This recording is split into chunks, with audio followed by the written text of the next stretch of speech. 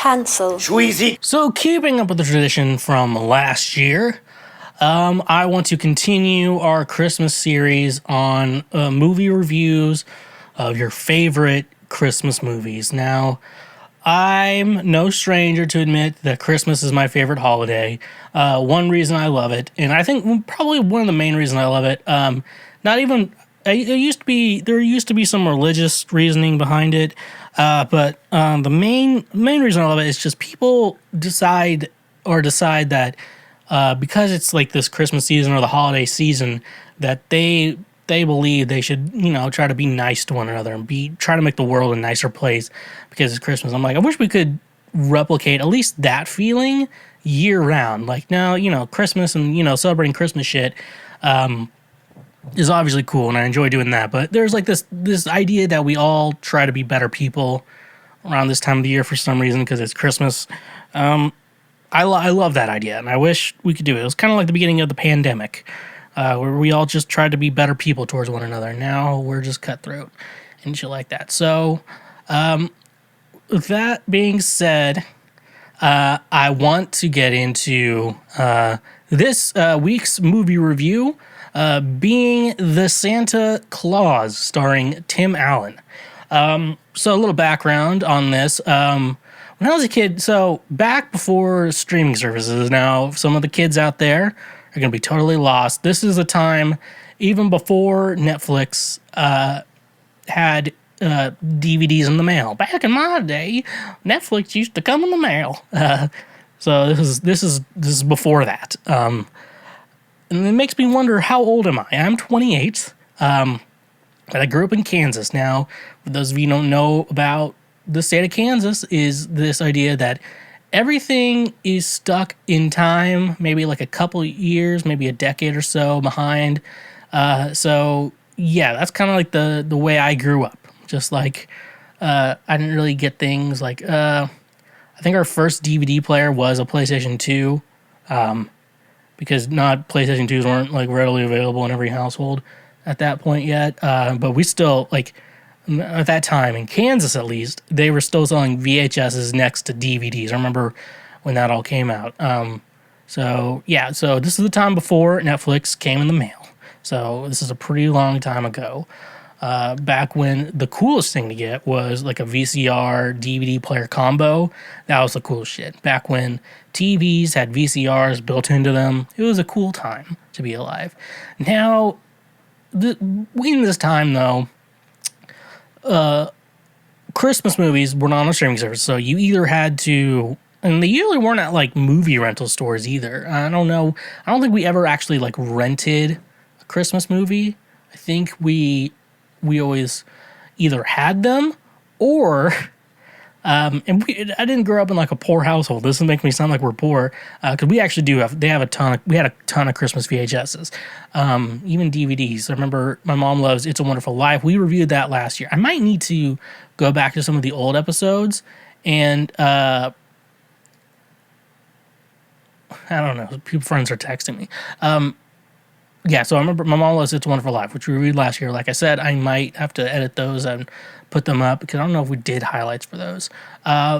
We didn't. I was like too lazy to do highlights back then. But remember, they had to go from VHS to DVD. Have they gotten to Blu-ray yet? No.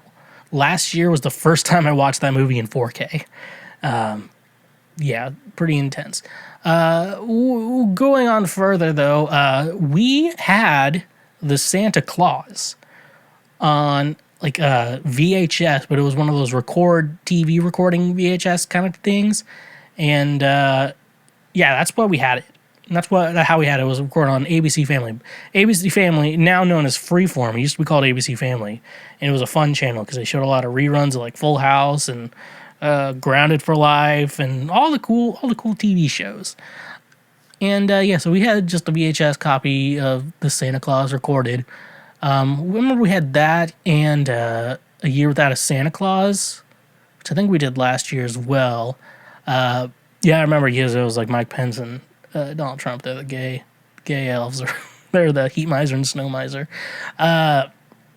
We had those were like TV recordings, but then everything else we had like the VHS for, like Rudolph, was it? No, that last year we did a year without Santa Claus. Santa Claus coming to town, which I think we also did last year. We had it on VHS. I remember the VHS copy. So our Santa Claus was like a TV recording of it. And I think that the majority of the time I watched it because when we were kids, I don't know why we had this. This makes me sound like, first it sounds like we were recording movies on TV because that's how we got our movies. And now I'm talking about, oh yeah, our van had a VCR and TV in it. Very small. I mean, it was like this big, like the size of my head. And stuff like that. I always got to control it. And then we had to get headphone extension cables. And I think I still have one somewhere. That we plugged like the ceiling because I always remember that year we got headphone extensions because my dad's like, I don't want to hear your fucking movie. He didn't use those words, but it's like I'm tired of hearing your fucking movies like while I'm trying to drive, which makes sense. Now as an adult, I'm like, that makes sense. That was a good idea. And it was like cheap headphones, like the headphones you think you get on like an airplane. It's like thin metal strap, like fuzz ball ears, stuff like that. Those were the headphones. So it was a cool time to be alive. And it was really convenient because we would drive, my dad's family's in St. Louis, and that's who we'd see for Christmas. And it was like a 5-hour drive from where we lived in Kansas. So, and my dad, as an adult, my dad's like, you guys were really good on long car rides. And I'm like, yeah, because we had movies to watch.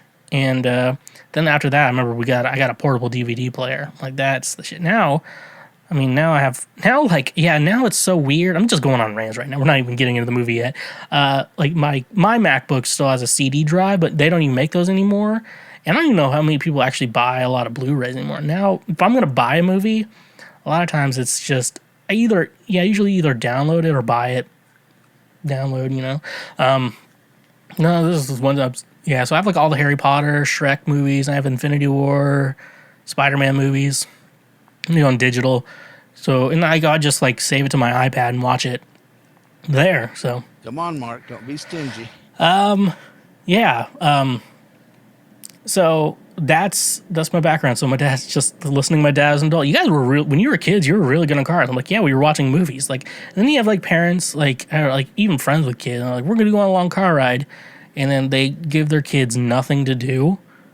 Like, well, no wonder they're just being annoying. I don't know. I don't know. I'd just be like, here's a ton of movies. We're going to download, put on our iPad, and pick what you want to watch. We're going to watch it, and don't bother us or you don't get to watch it. So either going to talk to us or not. Or, we listen to music or whatever. Even like adults, like if you're going to go on a long car ride by yourself, like you're going to get some music, some podcasts, like maybe podcasts like Cancel Schweezy, or you're going to download music like Ride or Die Volume 2 out now wherever you're streaming music or buy music, Anyways, though, so long detour short, that's how I watched this movie as a kid. I think it's one of my dad really enjoys the Santa Claus. He always watches Santa Claus 2, Santa Claus 3, which I don't like those movies that much. The first one's pretty good, though. This is also the movie, so this is a sad thing to admit, so the movie's called The Santa Claus. Now, Santa's name is Santa Claus. Santa Claus spelled C-L-A-U-S. Now, in my mind, I actually thought Claus was spelled C-L-A-U-S-E. And it wasn't until 2019 I got the joke, because clause is in like something in a contract or whatever. Okay, folks, don't get mad at me. You clicked on this, either the video or the podcast. You clicked on this. I didn't realize it until 2019, and I realized the meaning of the clause, and I realized that I've been spelling Santa Claus wrong for a really long time, or autocorrect has been helping me saving my ass for a really long time. So don't judge me, folks, okay? Don't judge me. I didn't realize the E in there, and it also didn't help when I started this movie and that the opening title on the movie that the E was like highlighted. Okay, I think this was God mocking me for not realizing the joke in the title of this movie. The Santa Claus is in the contract, is when he puts on the jacket, he becomes Santa Claus and is now cursed to be Santa Claus for his entire life until he dies. Anyways, though, those are two things I wanted to get through before we get into this movie review. Now, time for me to go into the movie that I watched, and I'm now be reviewing for all of you. So, we're introduced to Scott Calvin. Now, he works some corporate job that's very, very. They don't go into a lot of details, but I think he works in sales and toys. I guess is what they explain, because it's supposed to be some sort of parallel to him becoming Santa. It's just like a little bit of foreshadowing of him becoming Santa. He is divorced, and he has a kid. So his ex-wife is still in his life. And his wife is dating a therapist or a psychiatrist named Neil, who wears Bill Cosby sweaters, which you don't wear anymore because it's not a good sign of being a good father. You used to think back in my day, before we all knew about Bill Cosby. I would say before Bill Cosby was a rapist, but he was always a rapist, apparently. Sad enough, we learned. You thought that was the sign of being a mature adult, is wearing a Cosby sweater. We learned wrong, and sometimes we make mistakes. He is divorced, and Neil. Neil, beginning of the movie, Neil says Santa doesn't exist, and Mom agrees with that bullshit, too. So this is where we get into the biggest plot hole in this movie, being that if people believe that Santa doesn't exist, but they tell their kids Santa exists, who the fuck is leaving presents under the tree? That's a big plot hole in a lot of these movies. Like, I don't believe in Santa, but presents just appear under the tree. Who could it be? Believe it or not, it's not Santa. So there's a big plot hole here. So it's Christmas Eve, I want to believe. This is the night here. Scott, the mom, who I didn't know the name, and I will get to the point when I learned what her name was. I just call her Charlie's mom, or Scott's ex-wife. Drops him off at Scott's for, I guess he's spending Christmas, the night with Scott, and he doesn't want to be there. I don't know why. Because if you're living with mom more often, that means you get to be the fun parent. And that's the thing. I had a friend who got divorced and had a kid, and he had to, and I guess he moved, far away. I don't want to give his location. But I guess him and the mom kind of debating, obviously you want to see your kid or whatever.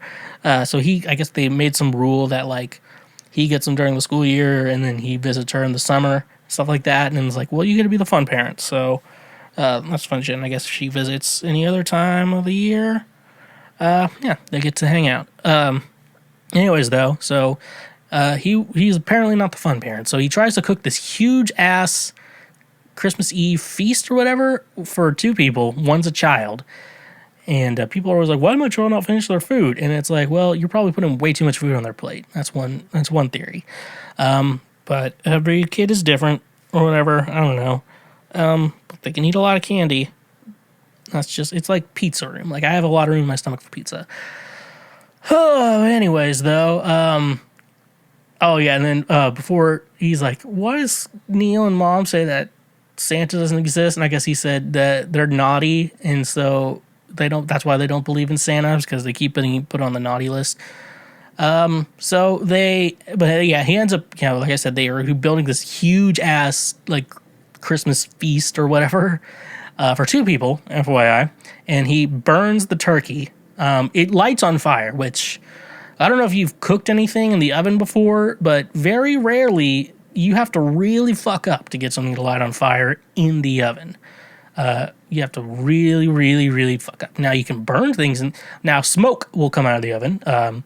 You can cook something so long it cooks. Maybe fire isn't the worst thing, but I've never had a fire in the oven. I've overcooked things before, but I've never had a fire in the oven. So they end up going to Denny's. Now, I'm bringing this up. I'm just stating a fact here. I'm just stating what I watched in the movie. Okay, folks. So don't get stingy. Come on, Mark. Don't be stingy With me when I say this.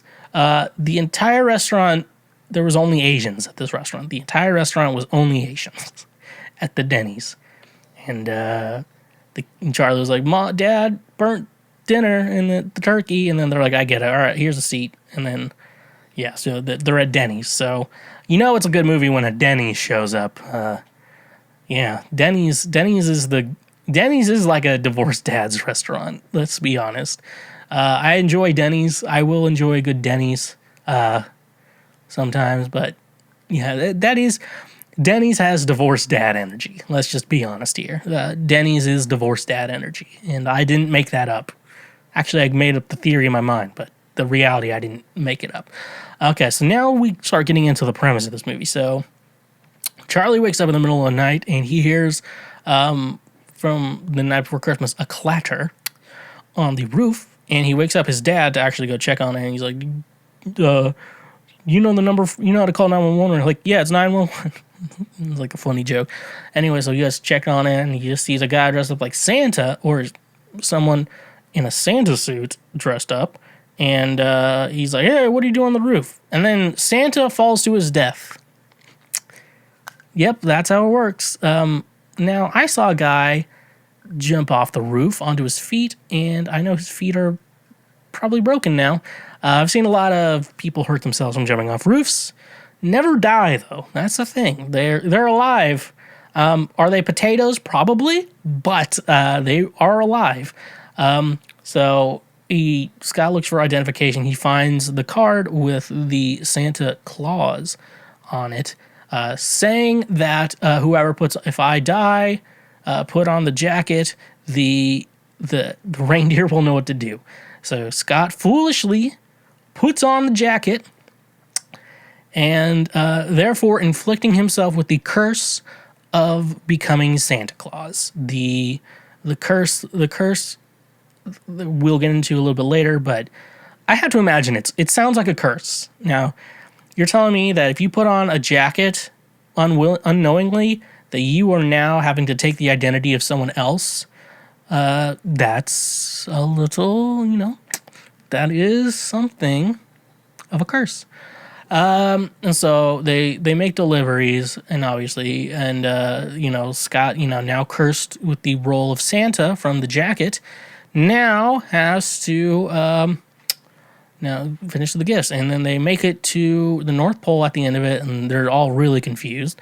And they meet Bernard, who for some reason has a New York accent, and he lives at the North Pole. Now, I know realistically the actor's probably from New York, and that's why he was just giving off that voice. Bernard's also weird because he's like a dick to Scott, aka now Santa, his new boss, but he's really nice to kids for some reason, and he was terrible to the elves. He's like, "Oh, we don't drink coffee. I guess you're not on break anymore. Get back to work." I'm like, it was just Christmas. Can't they get a day off or something like that? So what I have to assume the elves are slave labor. It's how some white people view slavery, as in, slaves enjoyed being slaves. And, probably not. I would assume if they had the choice, they would not. Anyways, though, he gives Charlie, a snow globe, which is cool. They go walking around the workshop with the slave elves, who are already starting toys for next year, for some reason, which also Scott works in marketing for toys or whatever. I don't know what he does, okay? It's something to do with toys. And they're like, "How do you know what we're going to invent right now for next year?" Obviously Bernard explains in his New York accent about his, I don't know if I can do a New York accent, I'm sorry, folks, about the curse of me now that he's cursed with being Santa. So he is now cursed to be Santa until he dies, I guess.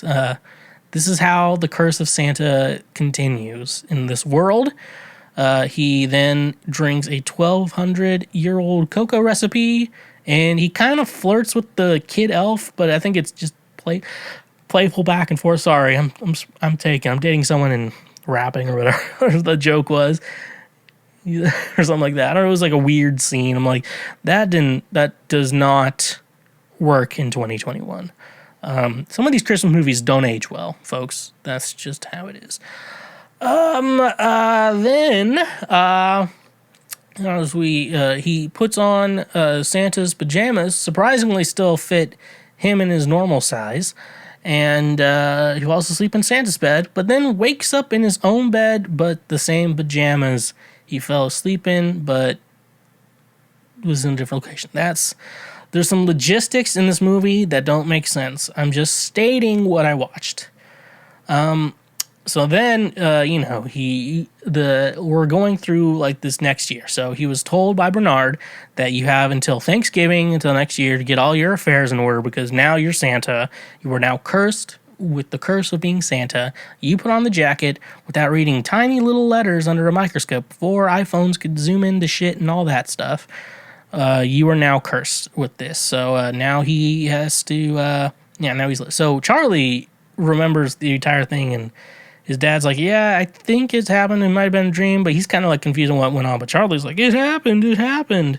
And so Charlie's just being like, let's go full throttle. So yeah, they do like a career day, and then he's like, Scott's going up, and then Charlie's like, my dad's Santa. And then he's like, no, I'm kind of like Santa. I have a job with toys I'm not going into a lot of details about what I do, but that is what it is. So then they have to either go to all three parents, even Neil, the stepdad, they all have to go to it's either the principal or the guidance counselor. They don't make it clear, or else I wasn't paying very well attention to it. So yeah, and basically how the end of that scene ends, they're like, fix this shit, don't do that, and then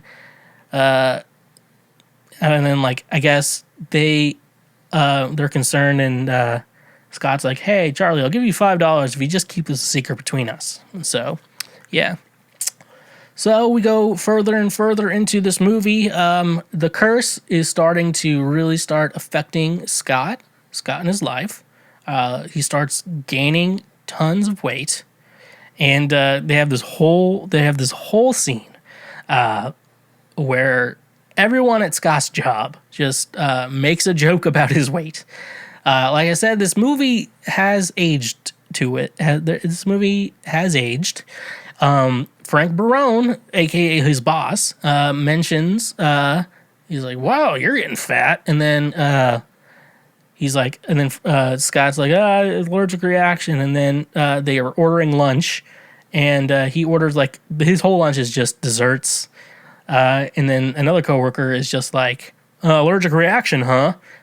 Just like, and then like he has to talk to and then he talks to Frank Barone, his boss, again, and like privately, he's like, you're gaining weight, what's wrong with you? And I'm like, can we stop talking about his weight?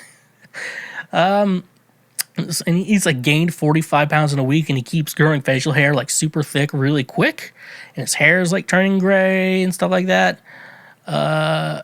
And then he goes to like the doctor to do like a physical to see what's going on, see if there's anything like kind of going on with this situation. And he takes his shirt off, and then they have to check everything. He's like running on a treadmill to check his vitals and heartbeat and shit like that. And the sad thing is, his body kind of looks like mine when it's in the worst, when it's on its worst side. It kind of looks like mine. And I was like, he's gaining weight. And I'm like, yeah, he kind of looks like me, doesn't he? That's what goes on in my mind. I'm like, yeah, he kind of looks like me. Maybe I could be Santa. Get the beard going in bushier, maybe.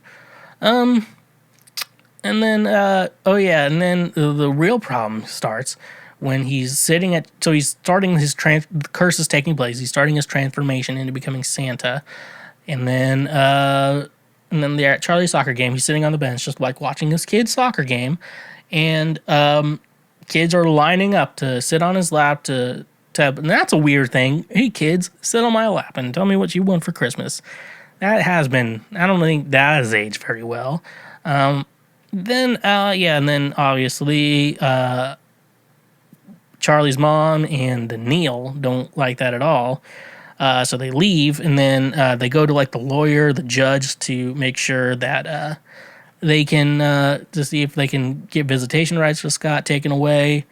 So and Charlie's like talking to this lawyer judge guy, and he's like, "Don't worry, Dad, I'll tell him the truth." And I'm like, "It's not gonna work, buddy." And then, so then the judge was like, it's very hard for me to say this, but we're going to remove visitation rights from Scott. So That's rough, buddy. So Scott then just walks to his ex-wife's house, and then he's like, I just want to say one final goodbye to Charlie. And then that's not how, like, Ricky's not supposed to be there. And then Bernard just shows up out of nowhere, eating food and shit like that, being New York style. And then he teleports them away to the North Pole. Now, if the elves can teleport, couldn't that make Santa not need the sleigh, the reindeer? Wouldn't that make life a little bit easier on that end? Anyways, though, so basically now it looks like he kidnapped his son. And so now cops are everywhere trying to see what's going on. And so they try to set up a setup to try to get Santa. And then eventually Santa gets caught. And then they have to send out E.L.F.S, so it's short for E.L.F.S, but E.L.F.S, E.L.V.E.S, is the proper spelling of it. They're like secret agents. Now, did they ever explain what E.L.F.S stands for? Kind of. They're like elves with attitude, and then they tied up a cop to break Santa out of jail. But they don't ever go into E.L.F.S, what that actually stands for. Maybe I missed something. Maybe I didn't. I don't care. Leave it in the comments if you know what it is. So eventually Santa comes back, brings Charlie home. Then they finally confirm, this is the end of the movie, they finally confirmed her name is Laura. I'm not making this up. Maybe I missed it before, but they finally confirmed her name is Laura. And then he's like, I'm going to have to be Santa full time. So Charlie, I want you to stay with Neil and Laura, just that.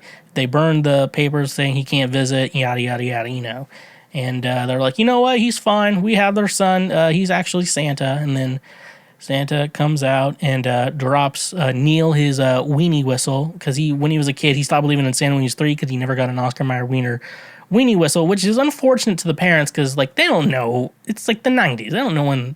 Well, actually, not the 90s. It would probably been like the 70s, maybe, when 70s or 60s. I think 70s or 60s when the Oscar Mayer Wiener thing, and like they wouldn't know the schedule, like when it'll be in town and shit like that. It's the only way you can get a weenie whistle, probably. And they didn't have the internet, so and then Laura, now I finally learned her name, wanted like mystery date game, and she never got as a kid, and that's when she gave up on Santa.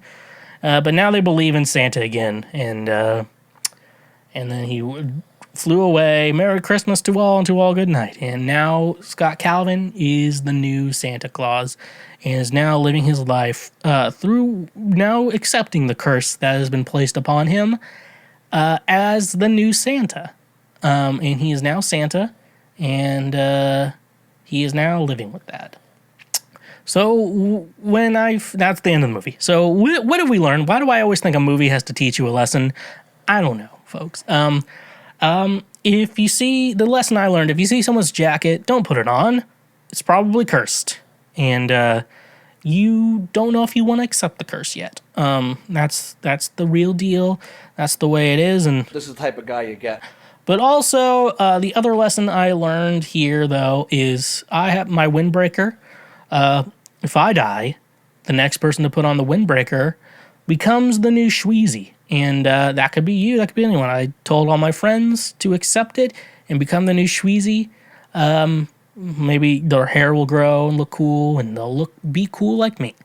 That's the lesson we learned here. Just don't put on strangers' jackets. And if you're going to make a clause, don't put it on a little card. Very fine print, okay? That is being really stingy. Come on, Mark. Don't be stingy. There we go. And White people. I'll believe in Santa. And I don't think there was like one black person in that movie, too.